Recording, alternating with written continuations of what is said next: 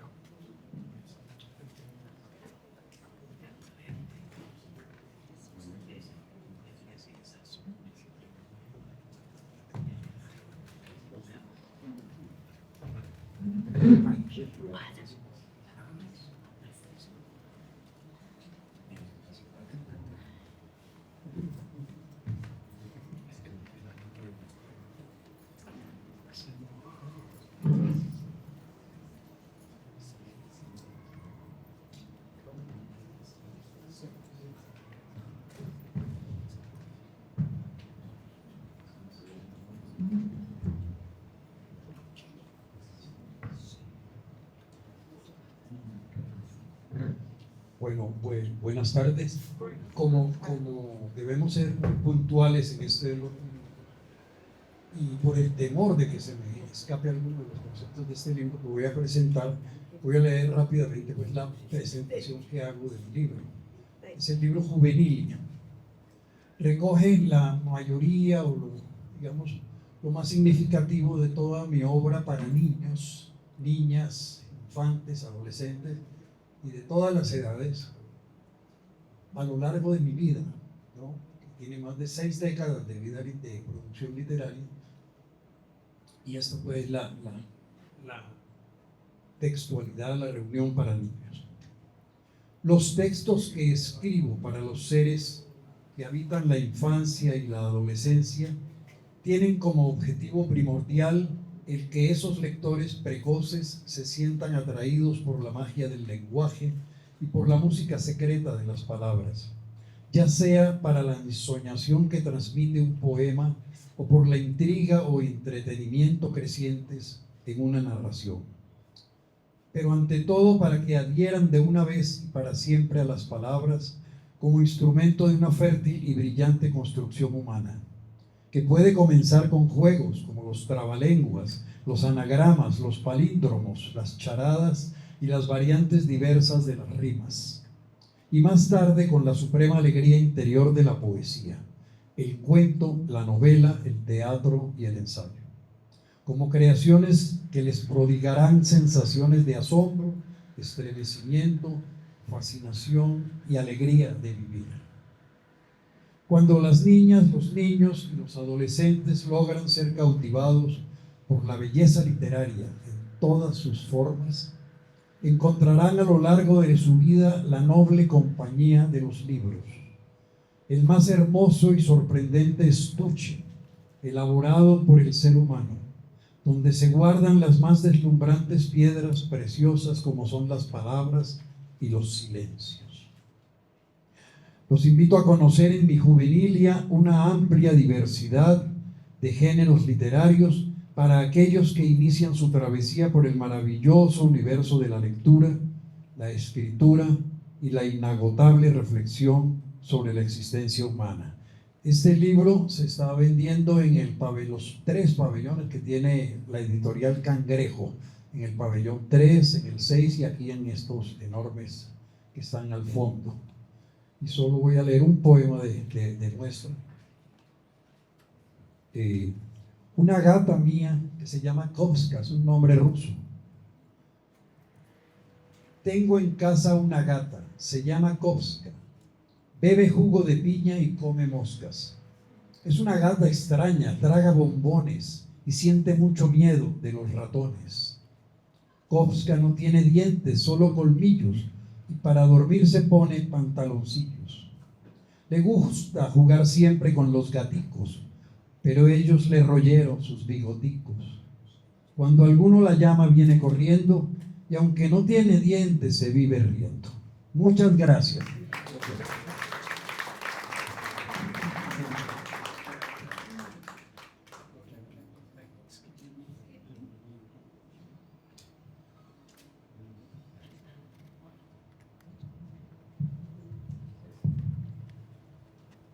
noches, buenas tardes. Traigo unas novedades de mi trabajo literario para presentar aquí. Cuentos para inventar una novela, Andrés Elías Flores Bru. Esta antología de Pijao Editores, de cuentos también. La obsesión de vivir, Casa de Libros de Ibagué, también 2026. Y me cayó en las manos en estos días un libro que muchos de ustedes conocen, El Trompo de Arcelio, en la edición de Educar Editores. Voy a leer una paginita de algunas cosas maravillosas, considero yo, que han dicho algunos amigos sobre estos cuentos. Para hablar de mi producción literaria en el género del cuento, voy a hablar de 3 comentarios que aparecen como prólogos o presentaciones en mis libros más recientes: La obsesión de vivir, antología personal, y Cuentos para inventar una novela, de los escritores y críticos Joaquín Peña Gutiérrez, Benur Sánchez Suárez y Fernando Chel. Andrés Elías y los cuentos. Dice Joaquín. Andrés Elías y sus cuentos, dice Benur. Y esa dichosa costumbre de seguir trenzando historias, de Fernando Chel. Ellos, estos 3 críticos, dan cuenta con maestría de mi trabajo literario. Los 3 conocen mi trabajo, no solamente el cuento, sino en mis novelas y mis breves ensayos. Los 2 primeros me conocen desde que empecé, mas me descubren y van conmigo en este oficio y en esta pasión. 2 huilenses. El uruguayo Fernando Andrés me conoce, nos relacionamos y se apropia de mi obra para el estudio. Además, él mismo afirma, para los que somos lectores de Andrés Elías, y confiesa que me ha leído. Así que ellos dan fe de mi trabajo, como lo hacen otros críticos: Pablo Lautaro, Cristo Rafael Figueroa, en su estudio La cuentística de Andrés Elías Flores Bru, una poética de resistencia frente a la adversidad. Jorge Elí Meléndez Sánchez, un historiador, Lilia Gutiérrez, Mariela Zuluaga, otros han comentado mi obra. Los invito a acercarse a estos libros. Traigo esta muestra en aras del amor y al evocar nuestro encuentro.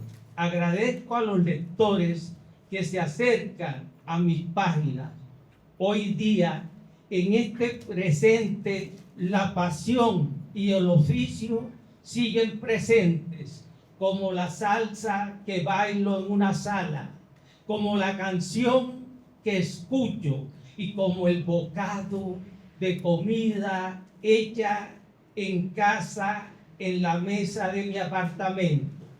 Con Joaquín Peña nos descubrimos y fundamos el taller literario Contracartel.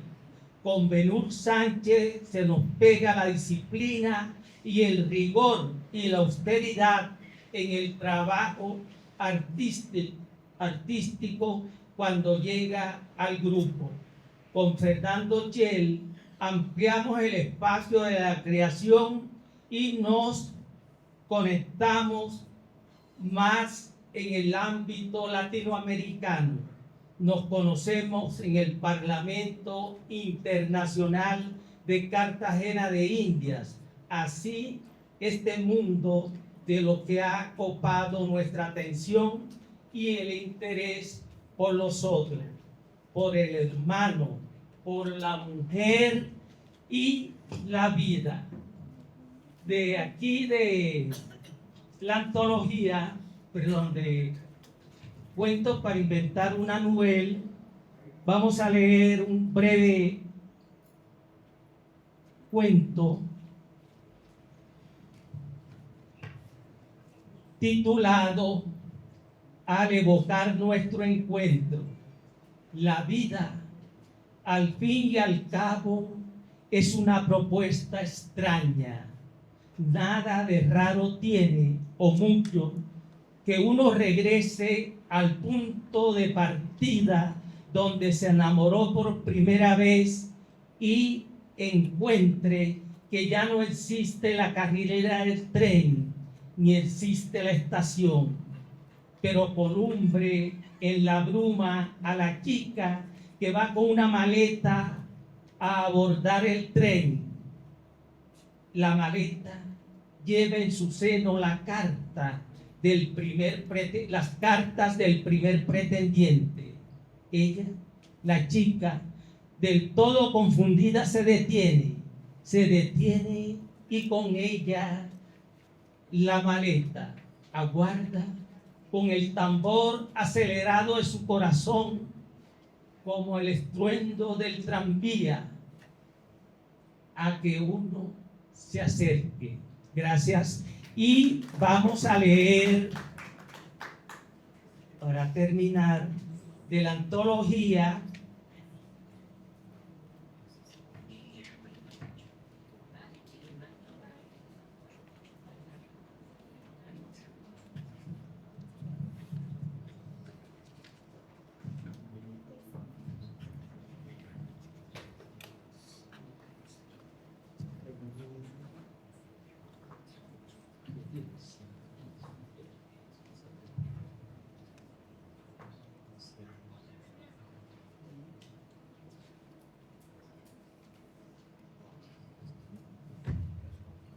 este breve cuento en aras de un amor. Por favor, sea breve, dijo el doctor. Le decía, doctor, que si el amor que tiene uno lo coge, lo sacude, lo exprime, lo dobla, lo desdobla, lo encoge, lo arruga, lo vuelve una bola, lo cabecea, lo escupe, lo mosquea, lo pliega, lo despliega, lo quiebra, lo requiebra, lo estira, lo ventea, lo alisa, lo plancha, lo desplancha, lo mastica, lo lava, lo humedece, lo deslava, lo orea, lo vuelve a sacudir y lo extiende en la cuerda del patio. Entonces ya uno no es su amor, sino un trapo averaguado, un trapo mohoso, un trapo de cocina o de comedor. Perdón, doctor, en aras de la brevedad, amor, un trapo. Gracias.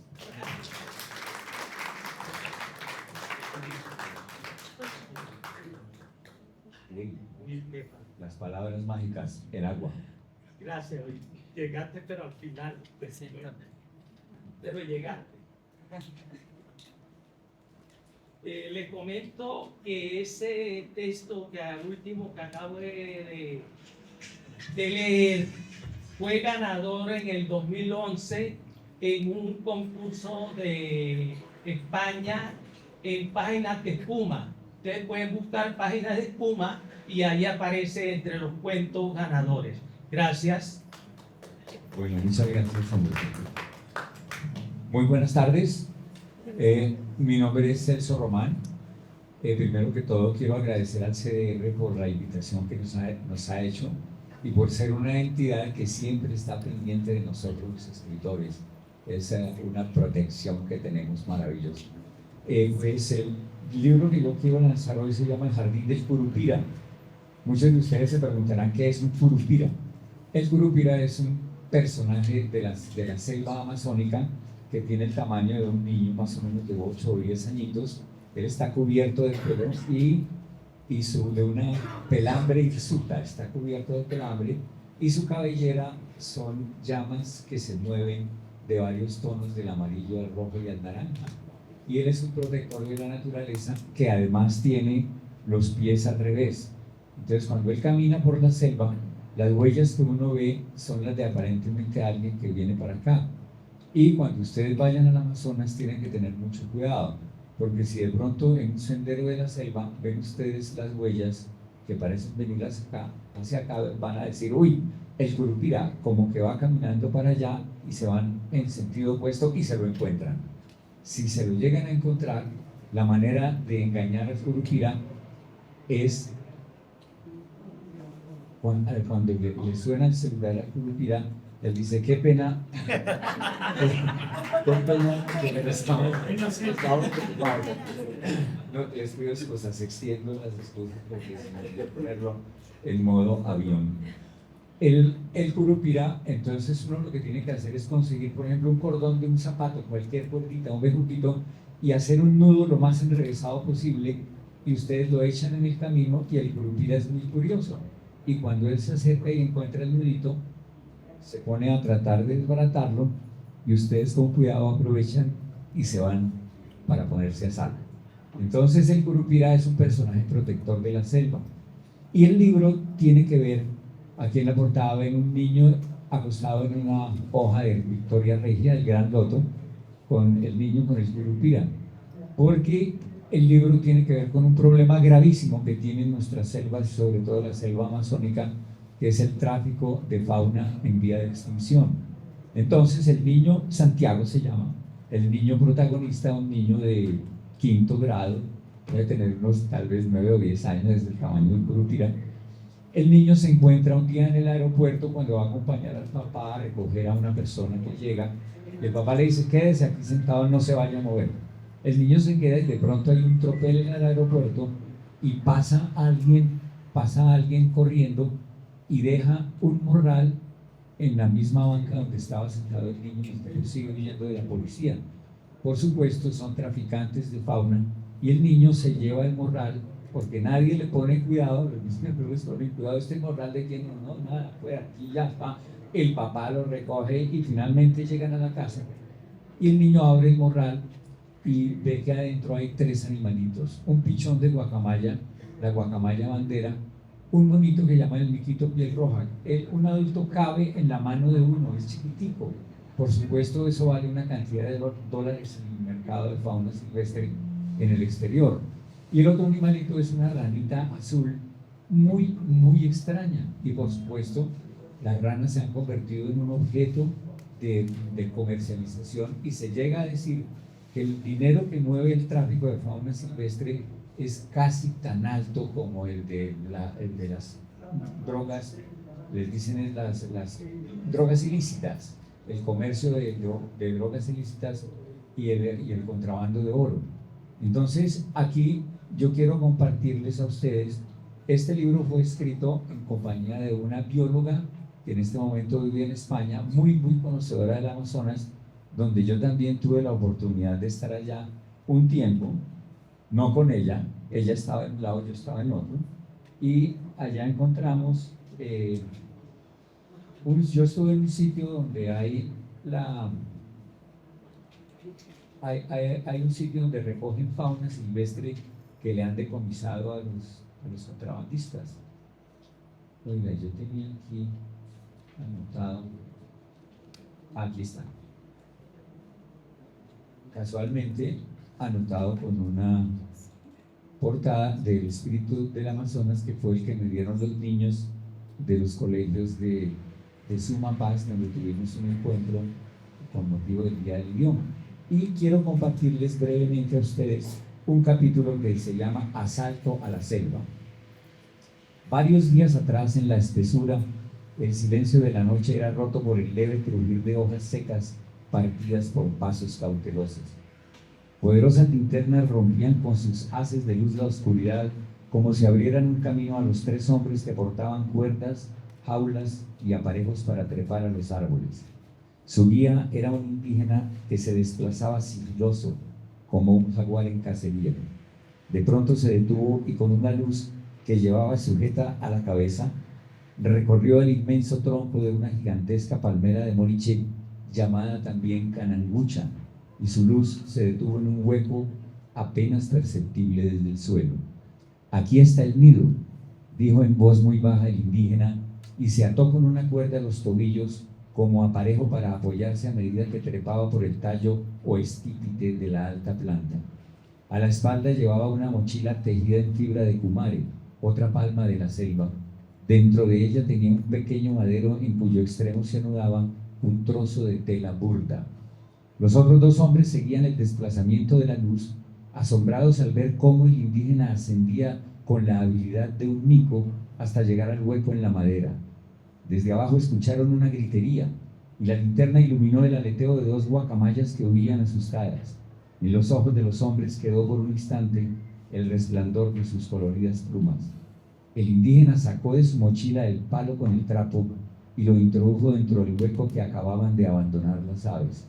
Cuando sintió que algo alaba del lado contrario, lo retiró con cuidado y salió un pichón de guacamaya agarrado con su pico de la tela. Ahí cazaron a la pobre guacamayita y la cosa se vuelve policial porque los contrabandistas de fauna empiezan a perseguir al niño, pues vieron cuál era el carro del papá y llega el momento en que hay un espacio mágico donde gracias a la luz azul de la rana el niño puede ir al Amazonas, se encuentra con el curupira y el curupira le muestra su jardín. En el jardín del curupira los indígenas le tienen mucho miedo porque hay una especie de planta, un árbol que se llama el mitillo, que tiene unas dilataciones que se llaman domáceos, donde viven unas hormigas bravísimas, de una picadura tremenda, y las hormigas todos los días salen de sus domáceos, de sus refugios, y hojita que esté, o semilla que esté retoñando, y no sea de huitillo, ellos le ponen su veneno, su ácido fórmico, y por eso crece solamente el huitillo, y los indígenas les tienen miedo, dicen que ese es jardín del demonio, pero no, es el jardín del curupira, que es un guardián de la selva. Se consigue en su editorial Panamericana, en la anterior del libro. Muchas gracias.